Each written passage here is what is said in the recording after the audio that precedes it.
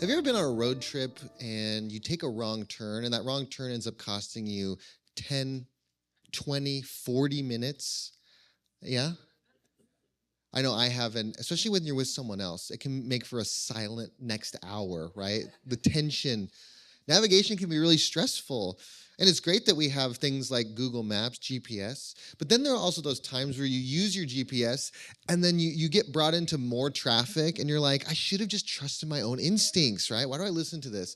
And then the next time you trust your instincts and you get in traffic again, you're like, I should have listened to the GPS, right? But no matter what, it seems like we can't avoid falling into some navigation errors. But I would probably guess that there's no one here who has taken a wrong turn, whether it was GPS or otherwise, that ended up costing you 8 years. Anyone have that? No? I'm so grateful to hear that. Okay.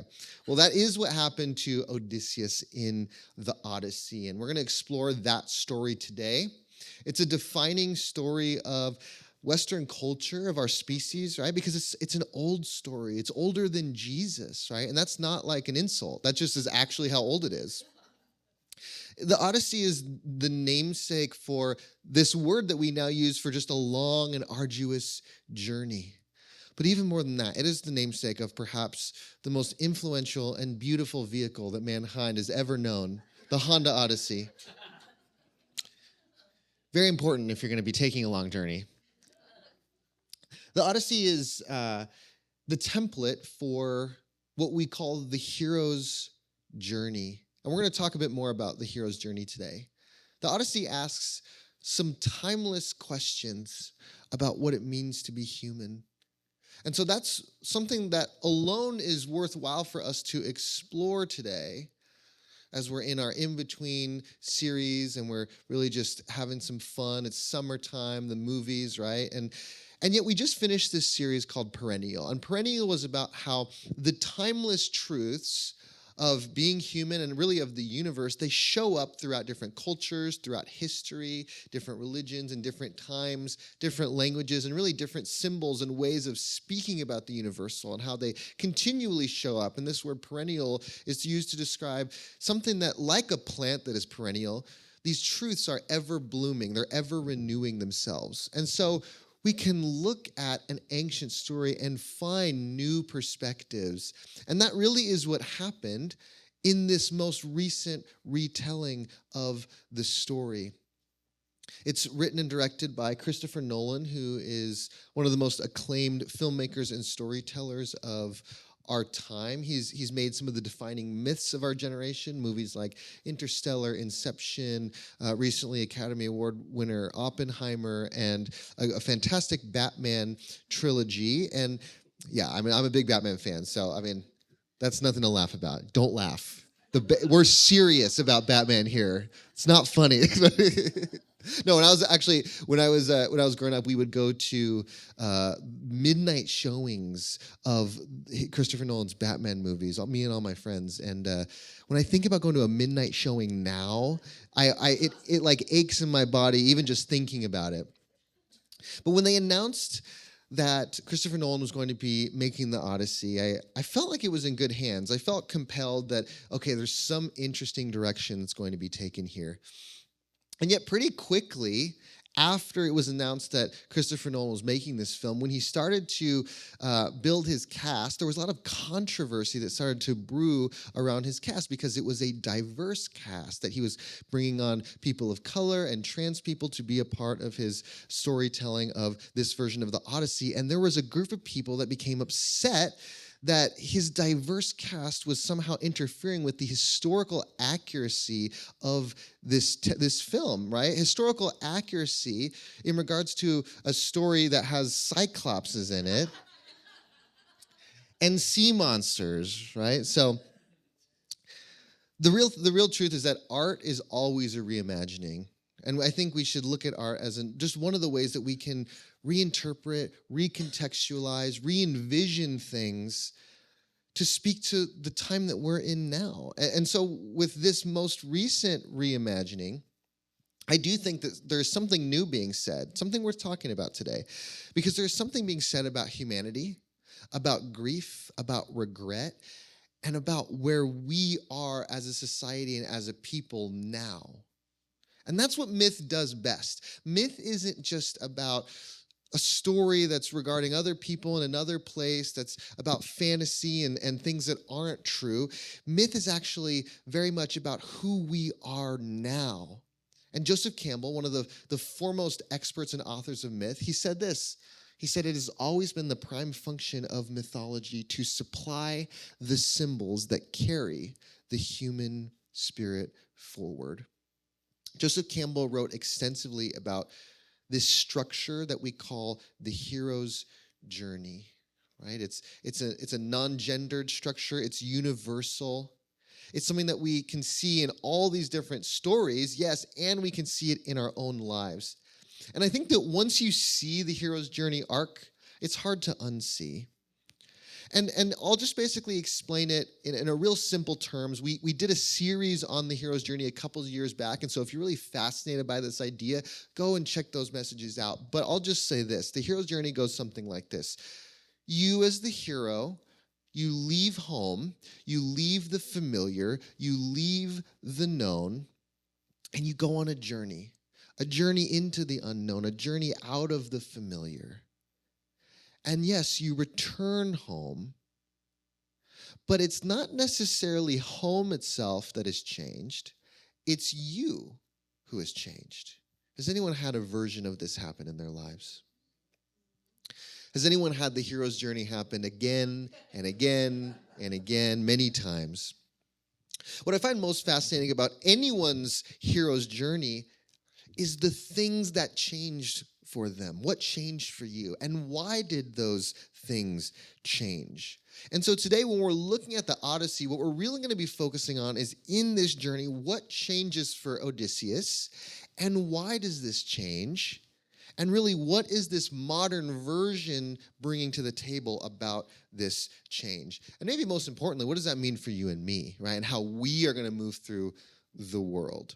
And so I think I'd be best served giving a brief overview of this story for anyone who is not familiar, whether you haven't seen the film or you somehow failed like English in junior high, or I don't know. I don't know when you were supposed to read that, but you might not have, and that's okay. So I'll do a little overview. And you've had 2,700 years, by the way. So, sorry, if spoiler alert, I don't know. I mean, I know maybe some of you haven't seen the film. I hope you're okay with me spoiling it. And if not, you can take it up with me. I'm sorry. But Odysseus is the king of Ithaca. Ithaca is an island in Greece, and Odysseus is called to a war, and it's this call that he is not allowed to refuse for the safety of himself and his family. He must go to war, and he's being called to war for this war that's being started over fairly petty reasons, right? You might have heard of Helen of Troy, and so Helen is taken from Sparta, and she's actually willingly she actually escapes, and she wants to be to go to Troy, but it's being framed as a kidnapping, and so this whole thing where this war has started to go get Helen back, but it's all just a false pretense. The reality is that this is a war over trade routes and a war being created for economic, financial reasons. Now, I know that in our world, we would have no frame of reference, no examples in our own history for a war being started under false pretenses for economic reasons. I know that this is completely fictional. This is why it's a myth. We're talking about myth today, right? But just go there with me for a second. And so Odysseus, goes to this war and with him and some men from Ithaca, and nothing happens in this war for 10 long years. And if you're interested in reading about how nothing happens, you can read the Iliad. It's a great pitch for that, by the way.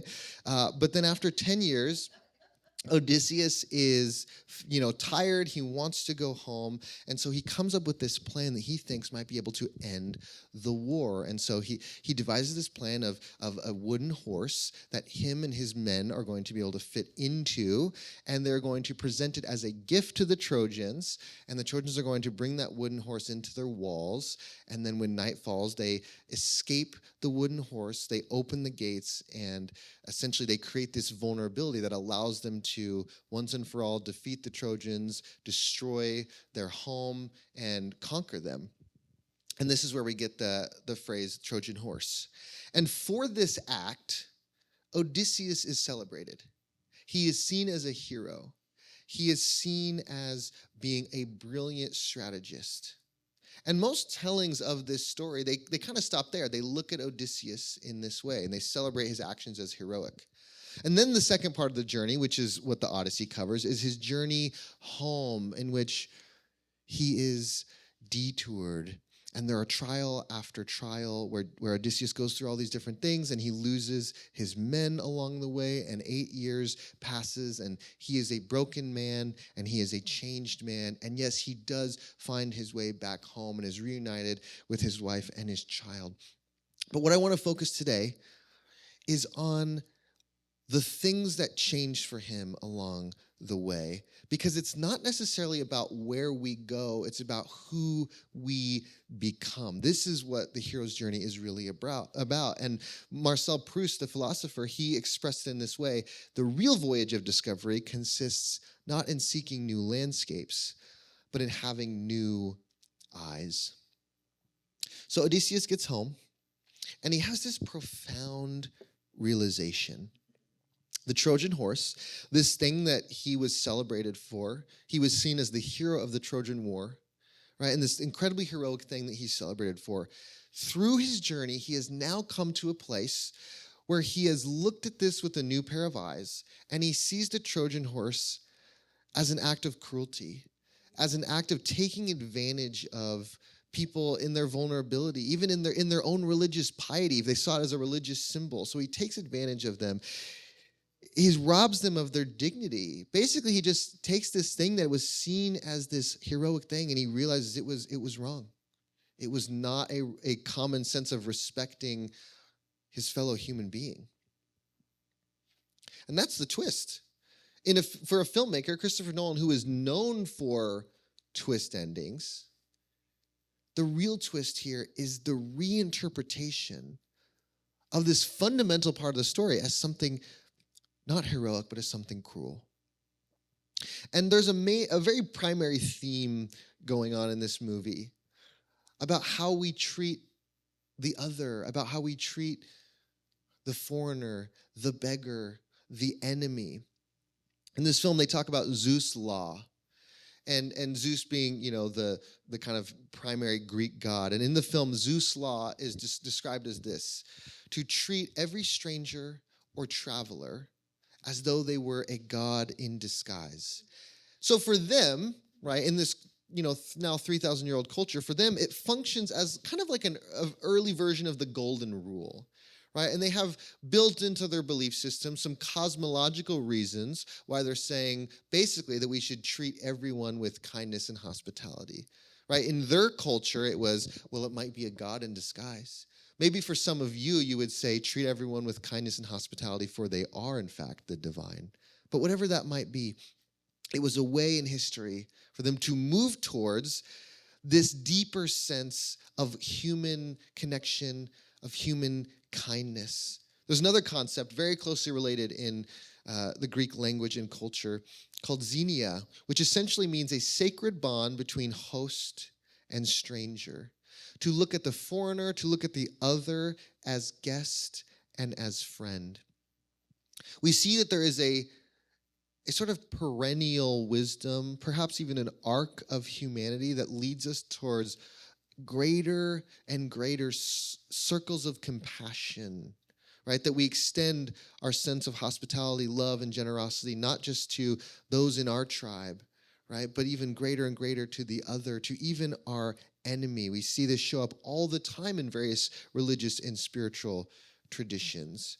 Maybe you might even recognize that on some level, none of us would be here if it weren't for these kind of acts of hospitality. If you think about how many people are in your ancestry, just one of us has countless people in our ancestry, and it's just in all likelihood that many of them were sustained and protected and saved by acts of xenia. Philosopher Albert Schweitzer recognizes that this is an essential part of the human journey and the arc of our entire species. Until he extends his circle of compassion to all living things, man himself will not find peace.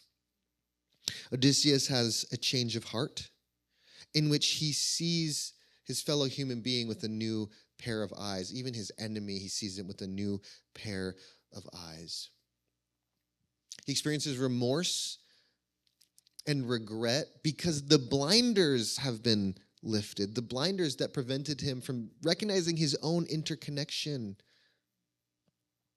Now, there's a word that shows up in religious circles when we talk about these kinds of shifts.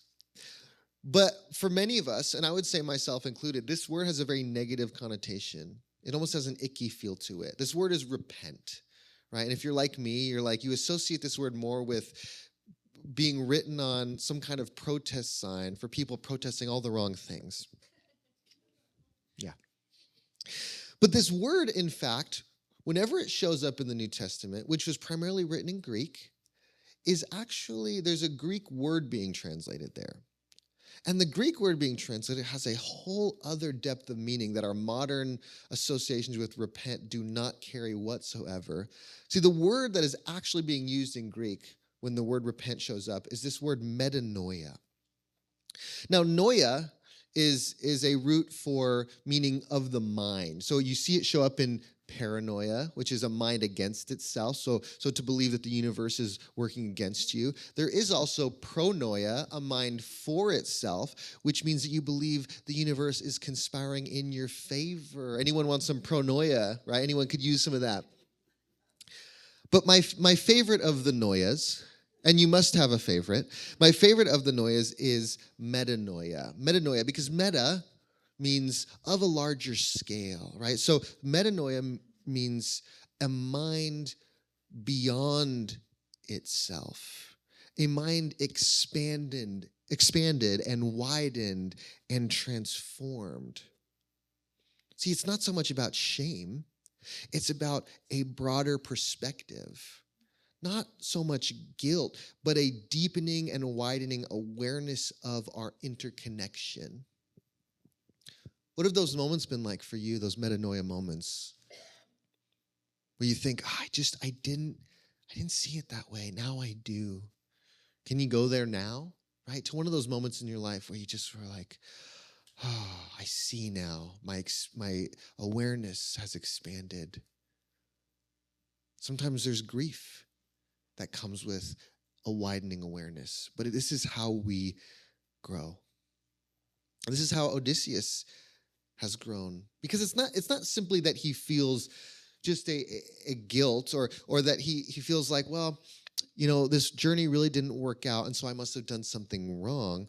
No, his whole awareness has expanded to recognize common humanity, to recognize our deep interconnection, to recognize the tragedy and the cruelty of his actions and how they were in many ways made okay by the war itself. And see, this is sort of an idea that permeates our culture. It's one that we don't necessarily give voice to often. But there is this reality that we have this belief that with enough violence, we can bring about peace. That there are acts of violence that can be justified for whatever the means are. The ends justify the means, right? And this is a myth. It's a myth that we as a culture have bought into. And if you're curious about what that means, well, just take, for example, the fact that we as a country account for 4% of the world's population and a third of the military spending. This has been named the Myth of Redemptive Violence. There was a theologian named Walter Wink who coined that term, and he said, the myth of redemptive violence enshrines the belief that violence saves, that war brings peace, that might makes right. And Odysseus, in his journey, begins to question this myth. He wonders if this myth doesn't actually work, that perhaps might doesn't make right. Perhaps violence brings about more violence. And perhaps in our interconnectedness, when we harm another, we are just harming ourselves. And this kind of awareness shows up in many different religious and spiritual traditions. You might be out there and you might be thinking, well, the Bible is full of the myth of redemptive violence. Look at the Old Testament, right? And the Old Testament this is the reason why some of you have walked away from a faith entirely. You're like, look at all the violence in the Bible. And you would be correct in that. But it's interesting to look at the arc and the progression, because then there is another part of the story, right? Where Jesus comes along and he speaks very differently about our connection to one another. He talks about laying your weapons down. He talks about how the greatest gift of love you could give is by laying down your life for another. Right? So many of Jesus's words and his way of being in the world reflected this idea of Xenia, of hospitality and generosity and kindness for those outside of our usual circle of compassion. And he even dies for this way of being in the world. And you might even say that he is killed by the myth of redemptive violence, by the Romans, who were completely bought into this idea that with enough violence and conquering force, you could bring about peace. But this act, his way of being in the world, reflects some of the most ancient Buddhist writings, such as the Dhammapada, which says hatred isn't ever appeased by hatred. By love alone is hatred appeased. So we see that throughout human history, throughout spirituality, throughout culture, there is a progression, an expansion. But the expansion that we go through, right, whether it's collectively, whether it's Odysseus' expansion, whether it's yours and mine, it is rarely comfortable. That to get to this metanoia, we often go through trials and challenges and pain. Certainly Odysseus went through one after another. Think about for yourself, your own journey. Think about those moments, those things you went through that utterly changed your perspective. The earlier versions of yourself that you can look back on now and you can say, I didn't know what I didn't know, but then because of what I went through, now I do.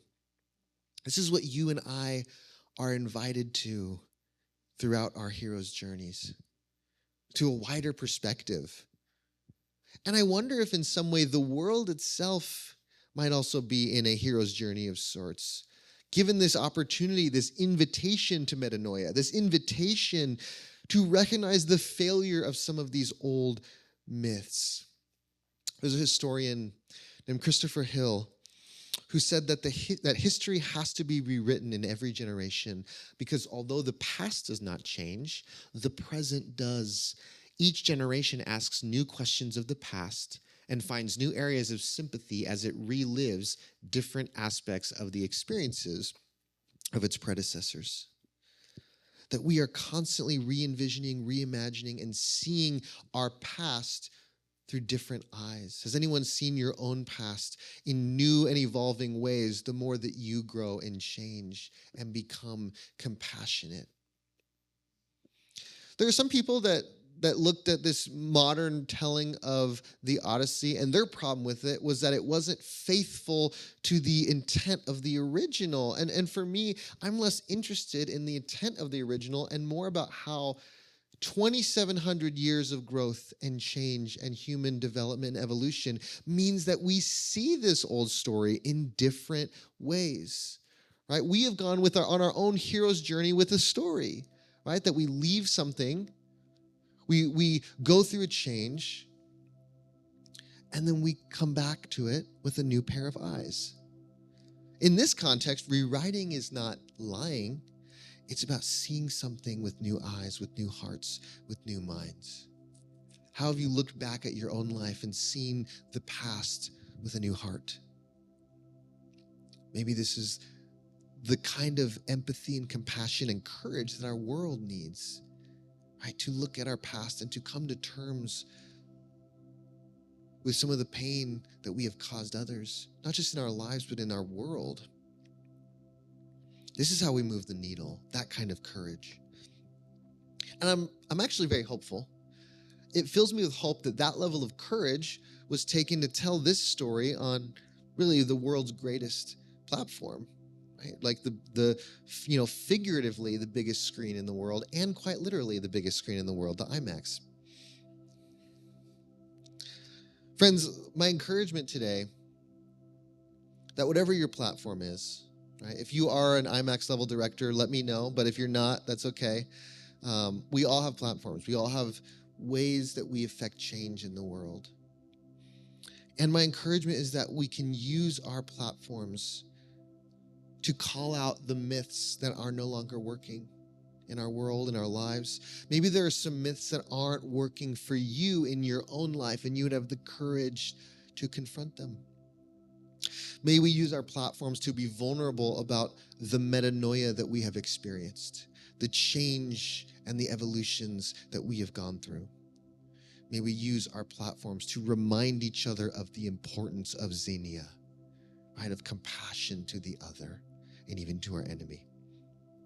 I want to just invite you in this moment, if you feel comfortable, to close your eyes, deepen your breathing, find a comfortable position, and to ask yourself, where is metanoia showing up in my life? What is shifting? Where is my awareness widening? Where is my consciousness expanding? No doubt this comes with some uncomfortable feelings. No doubt this comes with grief, maybe remorse. But this is also how we grow and how we transform. So we bring to ourselves tenderness and compassion as we go through this courageous journey.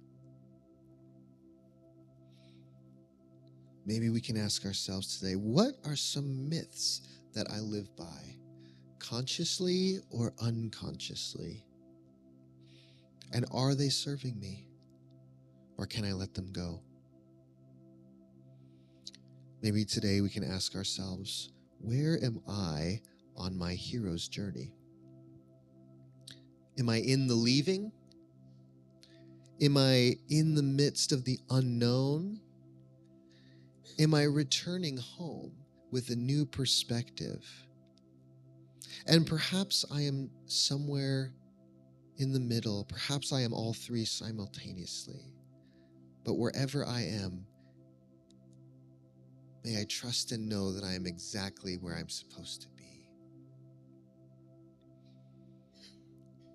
And with your next breath, you can return, open your eyes.